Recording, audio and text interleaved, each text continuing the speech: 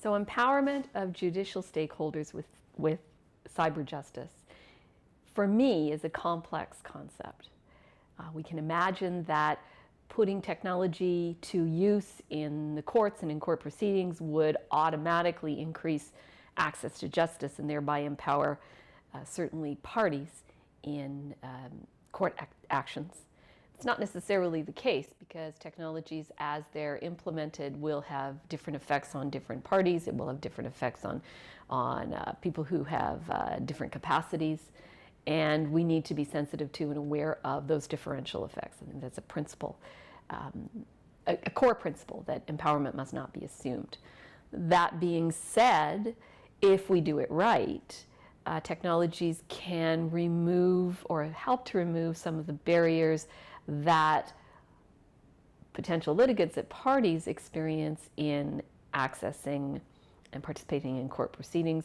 It can also create a working environment that's more effective and more efficient for the judiciary, for lawyers involved in the process, for court administrators. So it's complicated.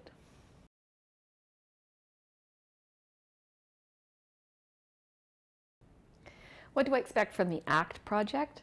I think the ACT project is bringing together, it's doing a great job of bringing together academics interested in issues related to AI and justice and cyber technologies, along with government, not-for-profit, and commercial entities who are also interested in the same issues. And I think it provides an amazing opportunity for crosstalk between those groups, so that we will understand from a very broad perspective the exercise that we're involved in. I think that this opportunity for that kind of crosstalk is really, it's really important, because I think too often we proceed kind of independently in our own little streams to carry out these kinds of changes, not understanding what the contingencies are that are operating, what the academic contingencies are that are operating when we're implementing a commercial technology, for example. In the case of the project, we've got technologies for preventing disputes, technologies for resolving disputes, and the third group that looks at cross-cutting issues that will have implications for both. And I think that's a great model, a great way to ensure that we have at the table all of the considerations that should be there.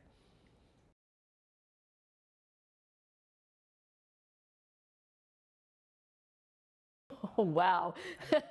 One or two sentences on which technology is most impactful. Look, the technology that's going to have the biggest impact in the long run is absolutely, without a doubt, AI. It's going to change everything. That being said, I think it's going to be the hardest to implement, and should be. I think there's a whole bunch going on. When you start offloading decisions, offloading is going to be a problematic word. When you start to allow a technology to